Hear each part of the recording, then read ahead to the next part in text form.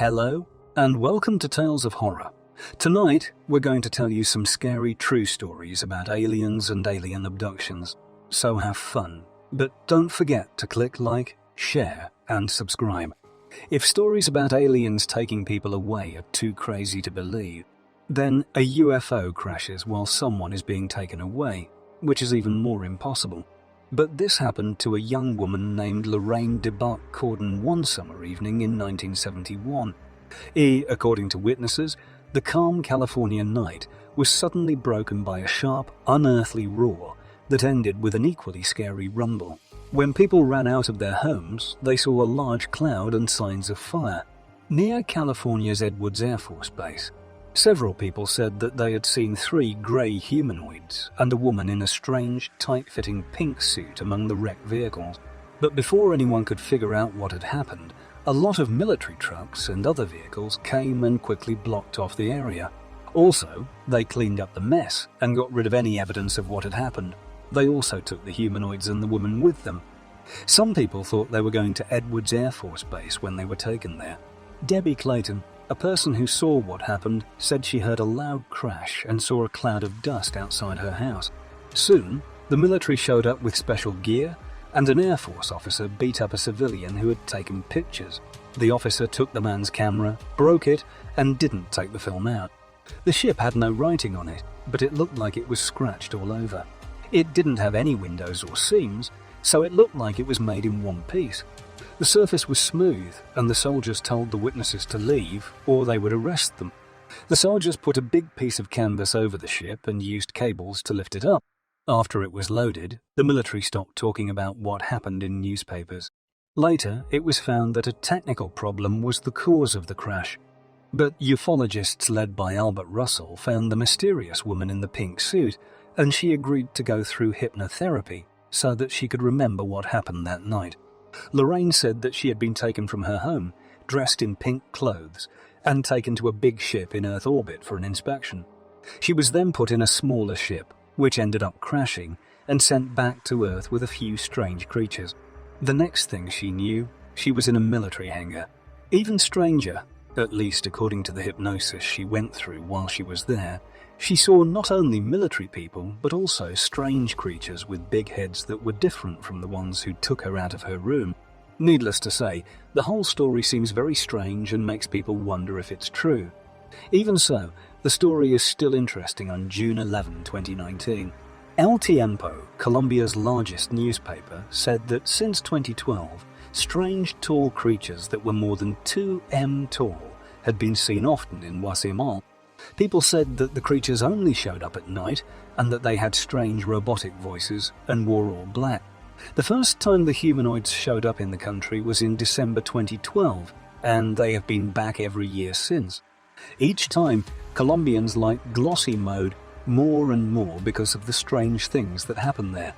They come from all over their country to see these creatures in person. No one has been able to take a picture or video of the humanoids or their ship yet. There are only reports from people who were there. Most of the time, people think that all of these stories are just normal urban horror stories. But in December 2018, something happened that changed how people felt about the aliens who came to the area. Up until December 2018, aliens had close contact with a local farmer named Diego Mondragon. Aliens had also flown to his farm, but there were no close contacts at the same time. The aliens came very close to the farm buildings, making everyone on the farm very scared. Diego told them to calm down, saying that the aliens were peaceful. After that, Diego went up to the 5 humanoids and they told him a message for all of humanity. People should love each other, they said. If not, the human race would be gone soon. They all said that they have lived in these places for 60 years, and that they have bases deep underground near the village. They came to Earth from the planet Orion on the same night that one of Diego's neighbors called the police. When he saw tall people on the farm, he was scared. Manuel Marquez, a police officer, answered the call. When he got there, he said there were a lot of people around, and everyone was shocked and scared. He said that he had seen a dark shape about 2 m long. From what the officer said, he said that there were more people in other places, and that these aliens were going to keep some of humanity alive to help us get ready for what was to come. Marcus said that his fellow officers didn't believe him, but he insisted that he had seen everything.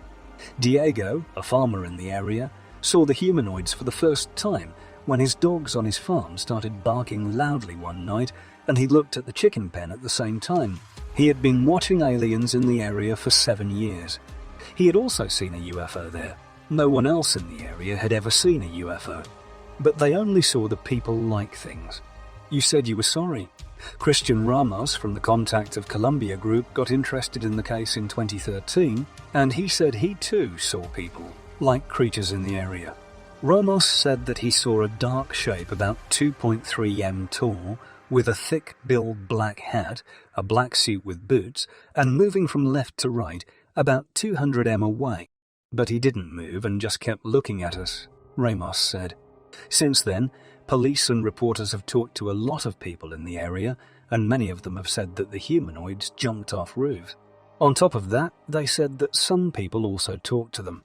But no other information has been given about Megan, who is 24 and from Australia. Someone once said that aliens had been using her for more than 4 years to make hybrid babies. She kept saying that she had 48 hybrid children. Megan married her college friend Andrew Mayer in May 2001. Megan couldn't get pregnant, so they couldn't have a child. It turned out that Megan could not have children because she was so old and her reproductive organs inside her body had broken down. Doctors said that her uterus was like that of a woman 60 years old, and she had given birth many, many times. The news surprised Megan. She was sure it had never happened to her before. One of the doctors there came up with a way out of the strange situation. He suggested that the patient go through several hypnosis sessions to find out more about his strange past. Megan once told the doctors a story that shocked them while she was under the influence of hypnosis. She was walking through a city park alley when she saw a UFO hovering over her. When the UFO got close to her, it scared her. So she tried to run, but all of a sudden she felt like the UFO's light beam was pulling her up. Megan got dizzy and then fell asleep. The girl woke up in a place that was very dark and quiet. She started screaming and calling for help, but no one came to help her. By touching the room, the girl was able to tell that she was in a small room with smooth walls and floors. She lost track of time and nearly went crazy because it was so quiet and dark. Suddenly, a bright light flashed and Megan could see the shapes of people. 2 small things came up to her and told her to stand up. The animals were very small and didn't even reach her shoulder. But after a few minutes, she realized they were not people. They were strange creatures with long, skinny arms and legs and big heads. They looked at her without much interest with their huge black eyes. She was taken to a room that looked like it was for surgery. After she was put in a cell with a clear wall around it, the grey started to do something that looked like a medical exam. The floor and ceiling were also clear, as well as the space to her right and left and above her. She had just been in one of the same closets where other people were being held captive. After a while, Megan was able to talk to the pretty young woman next to her. Her name was Kelly Bite, and she was about 25 years old. The 2 girls have learned to talk to each other by using different signs and hand gestures. Kelly said that they need us to have children. Soon, Megan got what the neighbor was saying. After about 2 weeks, her belly started to get bigger, and a few months later, Megan had her first child. At the time of birth, several new people were there, and they didn't care about the woman who was writhing in front of them. Every child was taken away as soon as he or she was born. But Megan was able to see her child, which made her feel sick. Megan says that hybrid babies look like human babies, but their eyes are really big. After a while, the doctor looked at her again in the operating room, and then she got pregnant again and had another child. Megan said that compared to human babies, the time it takes for hybrid babies to be born is very short. It took about 4 months for the hybrid to hatch. She said that she was kept on a lunar base with buildings that looked like pyramids. There were women there, and Megan's other children were born there. This went on for about 4 years, during which time she had 48 hybrid children. When she became sterile, the aliens lost interest in her, so she was sent back to Earth and all of her memories were erased. During the 4 years, she lived in this wonderful incubator. She learned a lot. Licker was sure that she had signed a contract to serve in the military for those 4 years. But when she later applied to the Australian Ministry of Defence, they said they had never had an employee like her and thought she was probably crazy and didn't know what she was talking about. Apologists who have heard this story say that the girl's memories of being in the military were just put there to keep other people from using the incubator on the moon. But this makes me wonder what kind of incubator is on the moon and why the Greys are making a whole army of hybrids of aliens and humans. A new race of hybrid aliens and humans is getting ready to take over the world. Judy Carroll, an Australian woman who is said to be half alien, stays in touch with the alien family and has them visit her many times in their spaceship. A 67-year-old woman from the city of Brisbane in Australia says she has met grey aliens since she was a child. After being quiet for years, she decided to come forward and say that she had talked to aliens. The woman is sure that she was born after aliens took her mother and mixed her DNA with theirs while she was expecting. So Judy thinks she is just half human. She says she met aliens when she was a child, but she didn't see them until 1983, when she was already 30 years old. Afterward, grey, bald men with eyes like teardrops and jaws that don't move have often visited her on their white ships with beautiful arches and no sharp corners. Judy's alien friends taught her how to meditate so she could always be in touch with him. And her alien teacher, Maris, is her spiritual guide, according to her. She goes on to talk about how she talked to his spirit. I remember that he massaged my neck and put his long fingers in my mouth and down my tight throat, she said.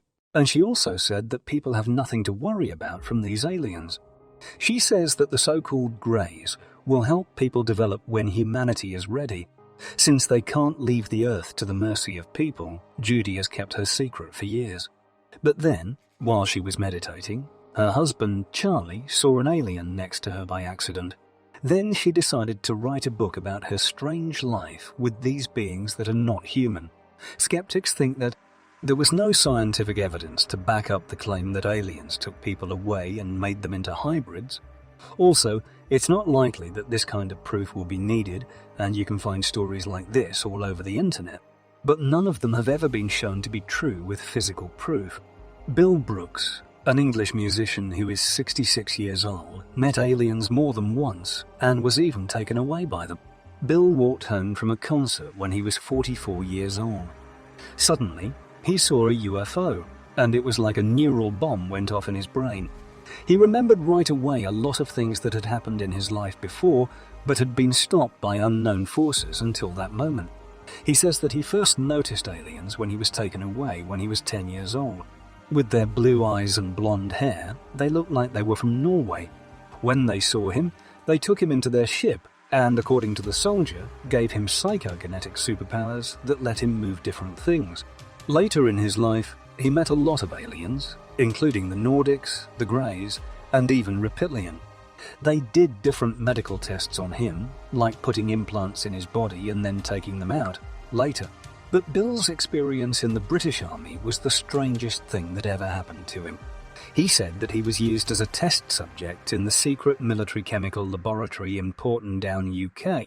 When Brooks went to Portondown in the 1960s, they started giving him psychedelic drugs and making him look at a black spiral that moved on the wall. They also sometimes gave him strange orders. All of this was said to be related to experiments that tried to change his and other soldiers' minds to make them more aggressive and completely obedient to their commanders. In 1968, Brooks was sent to Dempsey Barracks in Sinalager, Germany. There, he met what he calls a supernatural being.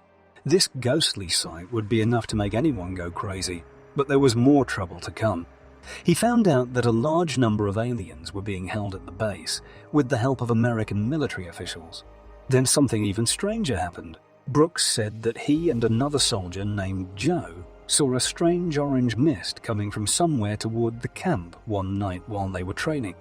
Both men ran to tell the other soldiers to wear gas masks, but when they got there, they found that everyone was sleeping in the cars.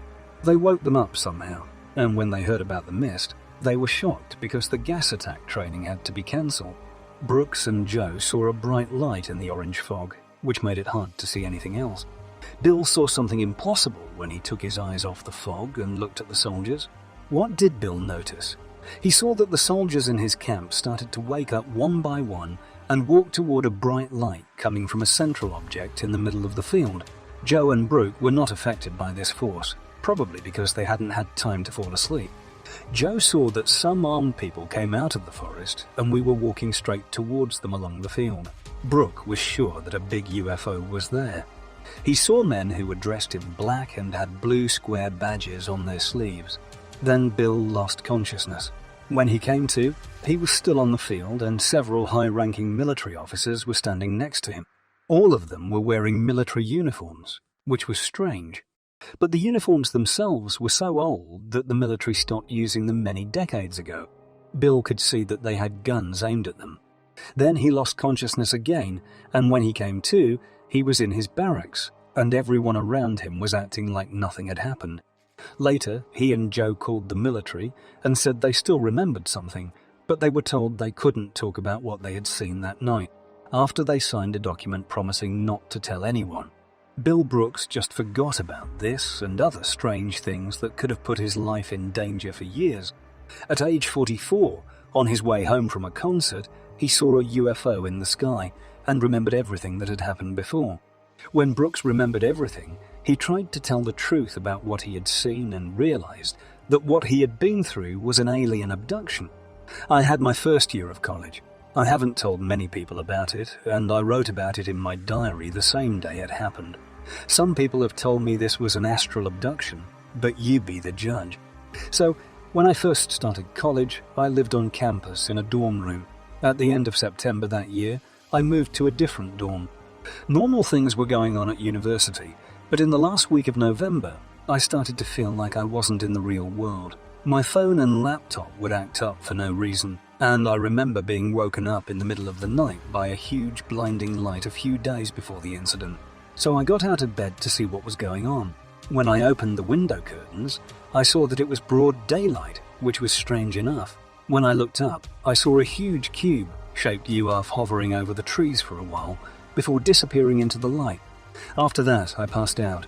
When I woke up in bed the next morning, I thought it was just a weird dream. The next day, I walked around campus and I kept seeing grey alien images everywhere. Even though it was pretty normal and would usually be an alien head on a shoe print or a backpack, it was still pretty cool. The next thing I remember is walking around in the morning and going to my lecture on documentaries and film studies. The one film they chose to show in my class was about people being taken by aliens. I remember feeling weird the whole time I was watching a documentary, and I kept thinking about leaving the lecture early because I was very uncomfortable for some strange reason. After the lecture was over, Alice, a classmate, and I walked back to our dorms together. Since we were both tired, we decided to meet up later and take a quick nap in our rooms. I changed into a t-shirt and went to bed as soon as I got to my dorm room. Then it took place. I had a very real dream in which I was walking across the campus of my university to get to the main square. But the whole place felt strange and empty, except when I saw two of my friends sitting on a bench outside the library. When I saw one of them, I knew it was him, so I started walking toward them. But then I noticed that the edges of my vision were getting blurry and white, and as I got closer to them, the scene changed into a strange room with white tiles. Jacob and Terry, two of my friends, had strange looks on their faces, almost like it was made up. Terry looks at me, smiles, and says, "Hey, Claire." Jacob stares right at me and asks, "Claire, aren't you psychic?" When he says psychic, his voice gets all messed up, and it kind of hurts my head to hear it. I looked at them both and said, "Yeah, I guess I am." Then, out of the blue, I get a terrible pain between my eyebrows that spreads to the middle of my forehead. Before I know it, I'm going blind and can't see anything. I kept yelling at them to help me and telling them I couldn't see. In just a few seconds, I saw their shapes warp and change into tall, pale people-like things. Then, all of a sudden, I saw a blue light. The brightest blue light I've ever seen showed up right in front of me. It was small at first, but it grew until it filled my whole field of vision. I started to panic, and I kept trying to force myself to wake up. But no matter how hard I tried, nothing seemed to work. So I finally gave in to the light, and I got zapped right away. It hurt a lot, and the pain seemed to run through my forehead like a rope, if that makes sense.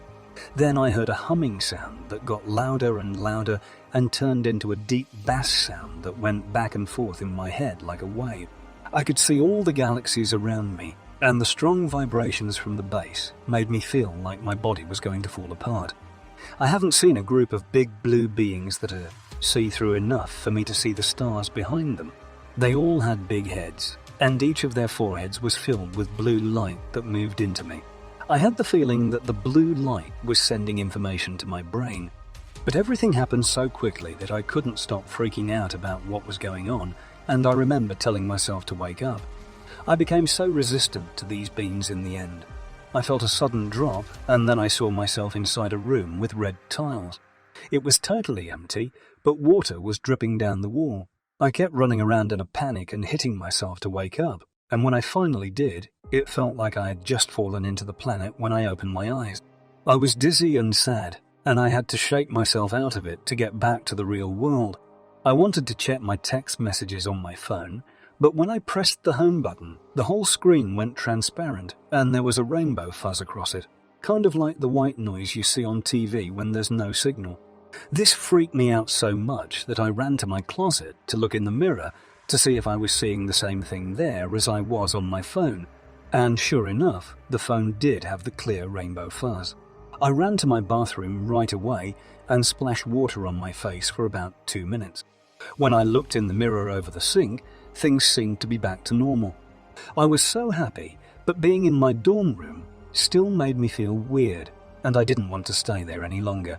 So I got dressed and left. When I went to the university cafe to get some coffee to calm down, I ran into my friend Alice, who I had seen earlier.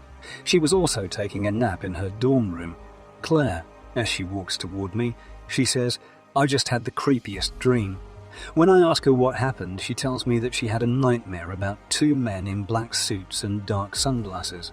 They were walking around campus looking for me, and she told me that in her dream, they were walking around the library. When she looked at one of them, she felt weird vibrations in her head, which is kind of what happened to me. I then told her what had just happened, and as a way to try to calm down, we decided to go to the library and look for them. But now that I think about it, it was a terrible idea.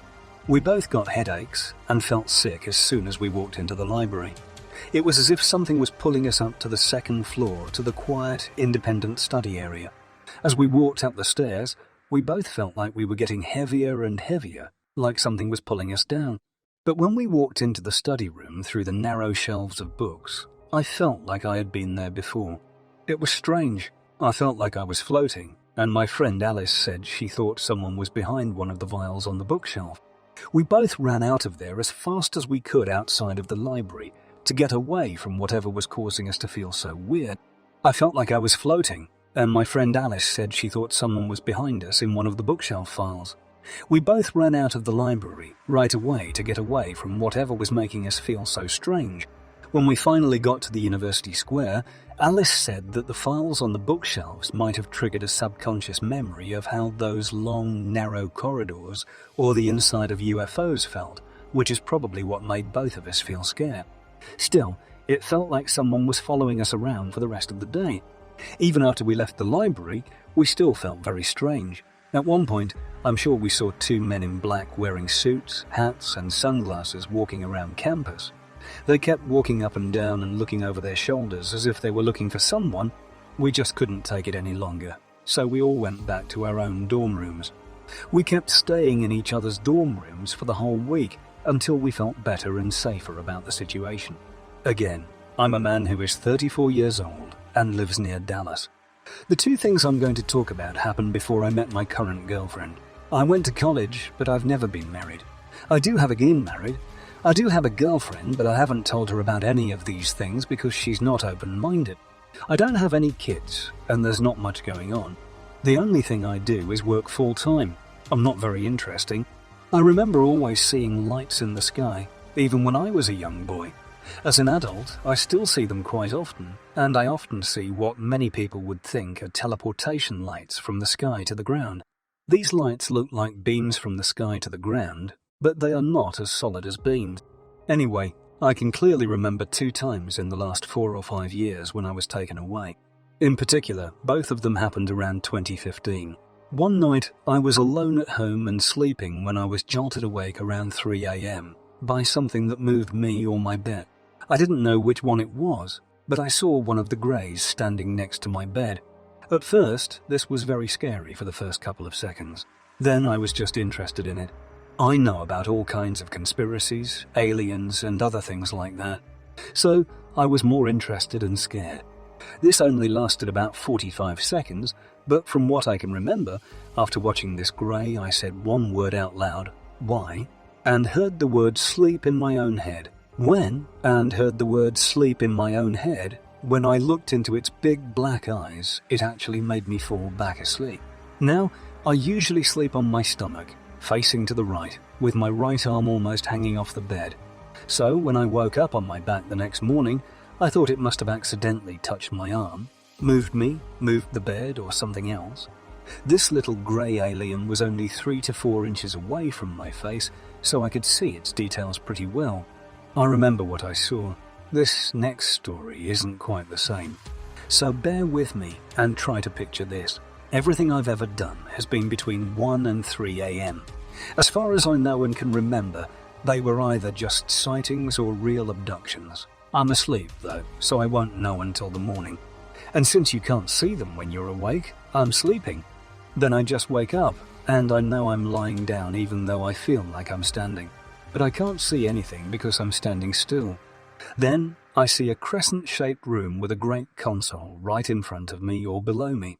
To my left is an opening or doorway through which I can see an archway and a hallway that goes from left to right.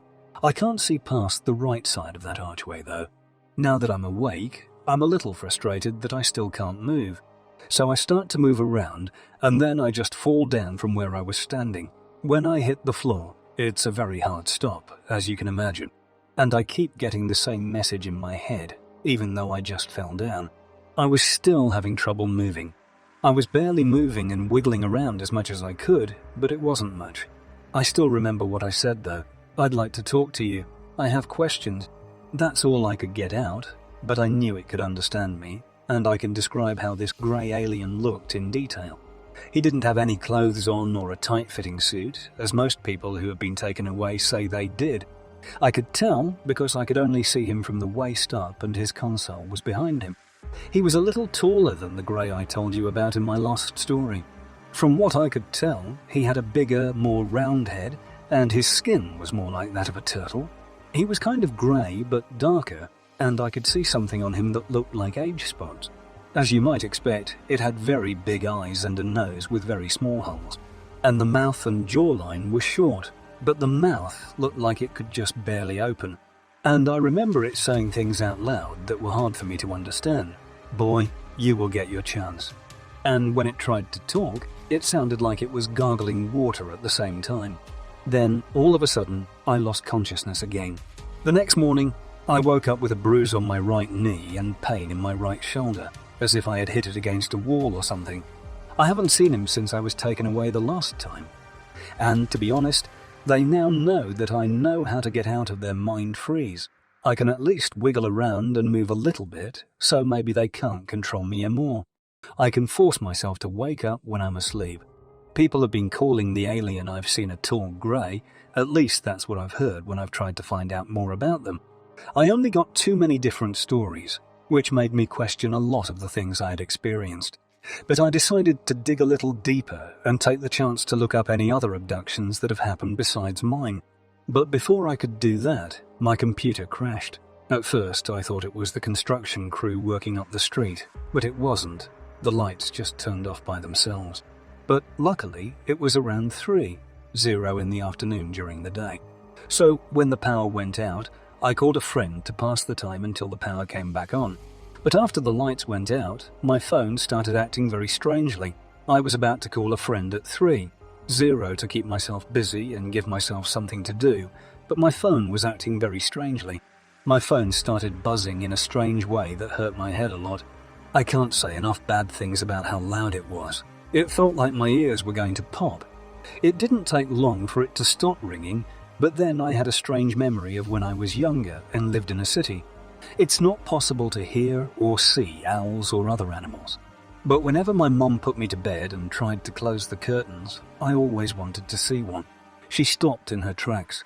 I remember how scared she looked at that point, and she told me to get out of bed and go find my dad downstairs. I was a curious kid, so I looked out the window to see what she was looking at. When I did, I saw that she was mad at an owl.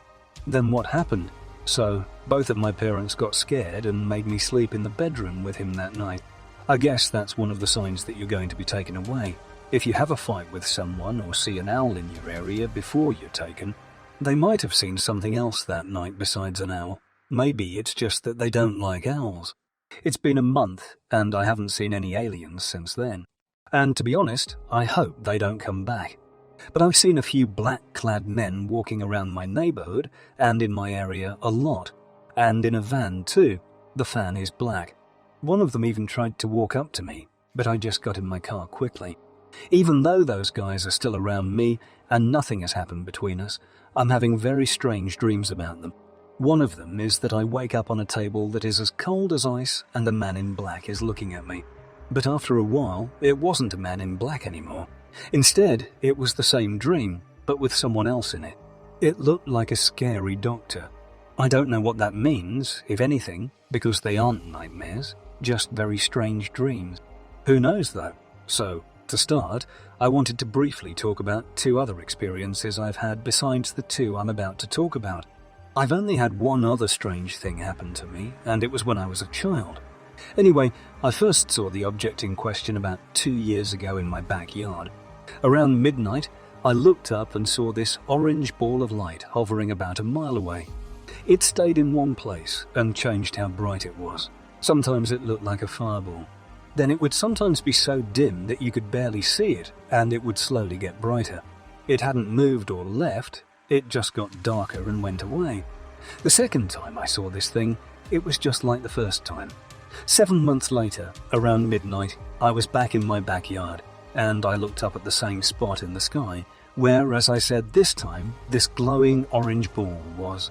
It was a lot like the last time. It also stayed in the same place for about 5 minutes, changing in brightness, before going away right in front of my eyes. Now I'll talk about my third and most recent experience. I've lived in the same small California suburb for 20 years. It's close to the woods, but we haven't seen much wildlife in our neighborhood. Especially owls are hard to come by. Well, on this night in particular, there was a lot of owl activity. There were at least 3 hours of their usual hoots coming from different parts of my house. I didn't think anything of it because owls are just owls. But then, around 7:00, I saw an orange light shining a mile up the street in the middle of nowhere. So, when I briefly saw this thing, the part of me that wants to believe in itself got very excited. But I know that you see what you want to see. So I stopped doing it right then. I'd only ever seen the object at night, and because I couldn't see it very well through the tree, I thought it was just the light from the nearby sunset. Not until 10:30 did I look out the window. That's when there were a lot more owls around. I could hear them hooting like crazy, even though there were only 2 of them left. It sounded so angry that I thought they were fighting. So I went to the front of the house and looked out the window. I saw 2 owls sitting next to each other and not making any noise or moving. After watching them for a few minutes, I saw that they were looking up the street at something. At this point, I couldn't imagine going anywhere else. The owls were looking at the same orange ball I used to play with as a child to show how crazy these owls were. I have never seen anything like this before. I must have left my phone in the other room, which is exactly what I did. So what? I didn't know what to do. I couldn't decide if I should run back into another room to get my phone and record this thing. But I didn't end up doing that. Instead, I stayed because I didn't want to miss what I was watching. No matter what, people will believe whatever they want to. Like the 2 other times when I was younger, it went away in the end, and about 2 minutes later, the owls were gone. Both were flying in different directions when I saw them. I couldn't remember at the time, but when everything was over, I sat there trying to make sense of it all. I felt like I knew everything in the whole UFO mix. I did a Google search for UFO and owls and found a lot of links between owls and UFOs that I had never heard of before. There are a lot of strange things that happen, like UFOs, that look like owls. I only have one sibling, an older sister who was 19 years old when I was born. She went out with a guy named Jeff one night. I was between 3 and 4 years old. I was playing with the Tonka truck in the kitchen, which led to the garage through a door. We never kept a car in the garage because we always used it to store things, so the door was always closed. I remember that an owl was staring at me through one of the 3 vertical stacks, which was about a 1-foot square window in the door from our kitchen to the garage. From what I can remember, it seemed like the owl's head took up the whole 1-foot square window. I was scared, so I ran into the living room to tell my dad. I told him that an owl was staring at me and asked him to go get my truck. He agreed, and then he looked through the garage. He didn't find an owl or a way in or out of the garage that would take an hour. He said that a child did it, and his overactive imagination, and he went back to what he was doing. About 30 minutes after that, my sister and her date came home visibly shaken. When my parents asked what was wrong, they said they had been driving out when a large owl nearly hit the windshield of the truck they were in, sending them careening off the dirt road and into a ditch. After they told each other what had happened, my parents asked them what time this happened, and they said, about a half hour ago. My parents told me that they had seen the owl, and they were shocked by the coincidence. My parents say that when my sister asked me how I knew about the owl, I told her that I had seen it in the garage. How else would I have known? I'm 29 years old now, and I remember this event as well as anyone can remember something from their childhood. What parts are real memories, and what parts have been put together from bits and pieces of other family members' stories? It's hard to say if this was a supernatural event or just a strange coincidence, but ever since then, I've had weird owl connections in my life. For example, when I was in my teens, some friends and I were driving in the same area. The owl was hit by my sister and her friend, and a big white owl flew right into the windshield of the car we were driving in. To say the least, it was a strange coincidence, maybe even a sign from God. At some point, my friends would mention my owl connections when they told me about strange things that had happened in their lives. Over the years, I heard some really strange stories about owls because of this. In fact, my first boss at my current job is a very serious, devout Catholic man in his early 60s. Even though he is very religious, he is generally very logical and skeptical. He says that he grew up in a very strict and atheist home where there wasn't much love. As a child, he can remember many times when an owl looked in through his bedroom window and woke him up. His sister went through the same thing. And one night, after seeing an owl at the window, she told me that when she was a child, her mother walked into her room and her eyes were red. Before I took over my job, the manager before me told me a story about her son and owls. He is in his mid to late 30s now, and he swears that what he says really happened. When he was 16 or 17, he was supposed to be home around midnight. He was walking home on a dirt road when he saw a big owl standing in the middle of the road.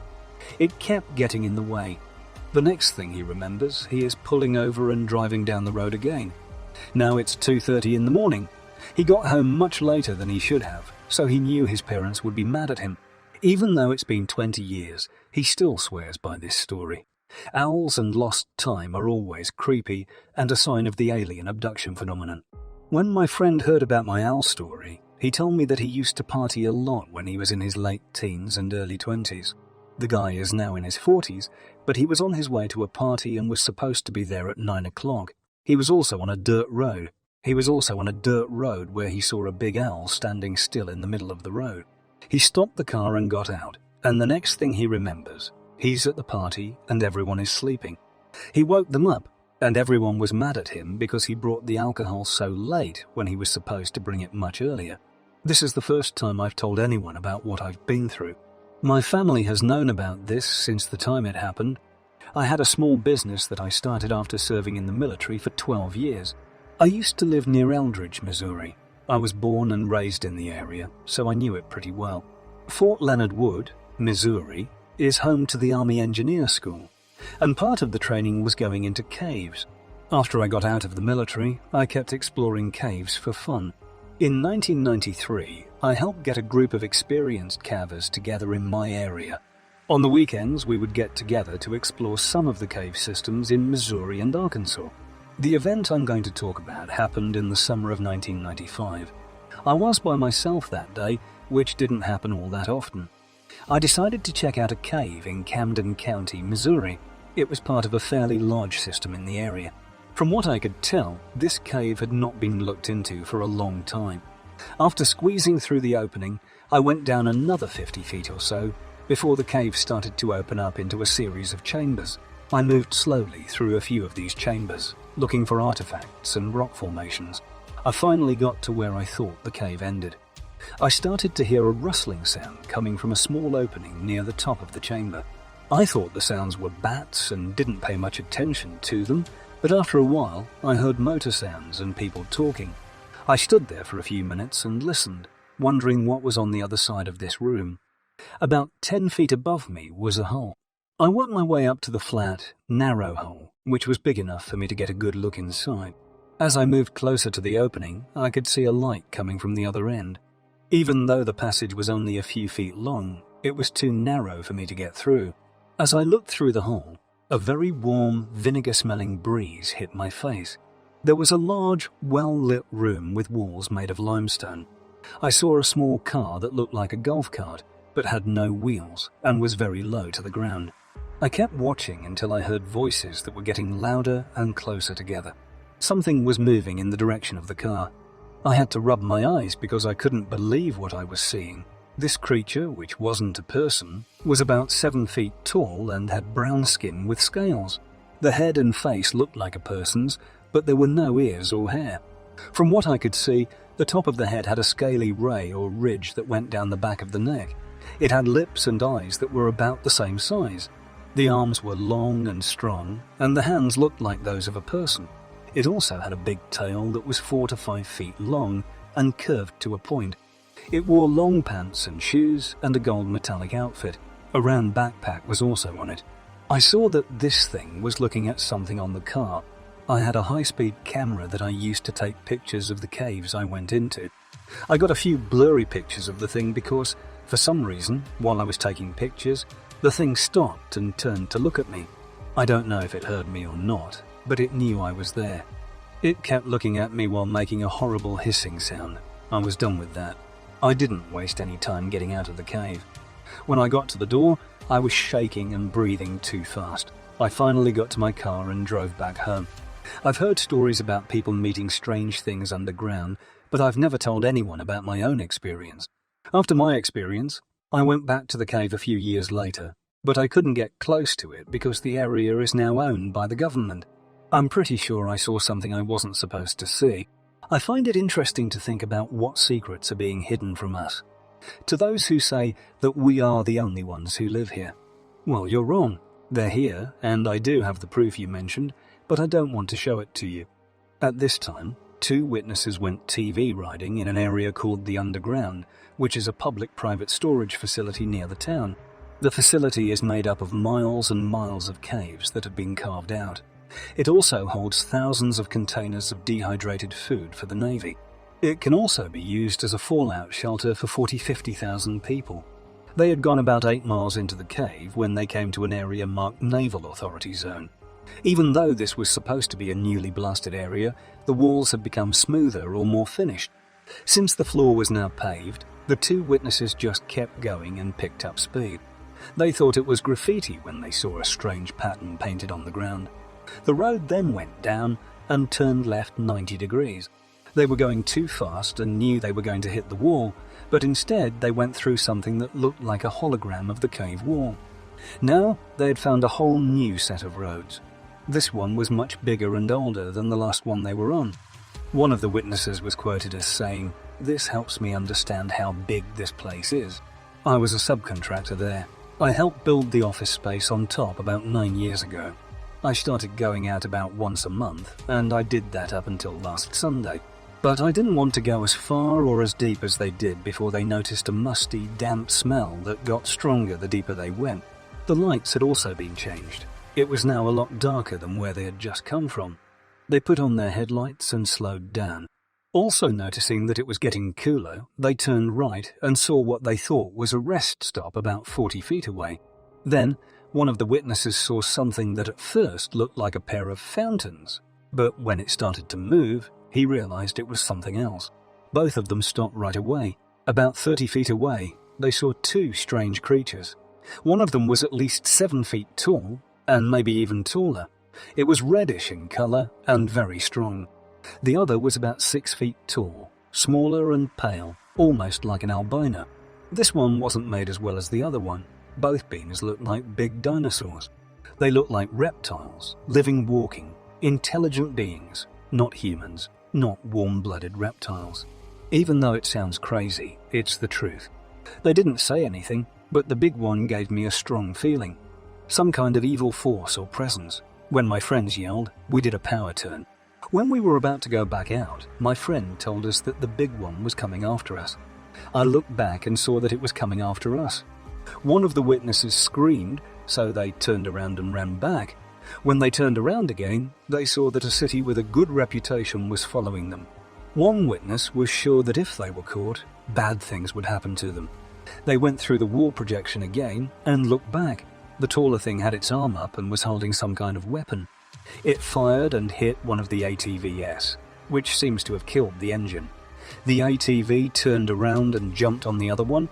As they drove away, they turned around and saw that the tall reptile had stopped at the spot on the cave floor where there was graffiti. It looked like the strangely marked area would keep the creature away. It looks like it was some kind of barrier for the thing. Now that they had stopped moving, the witnesses were about 75 feet from the creature. After staring at each other for about 15 seconds, the two men and the reptile left. The creature stood still and didn't move.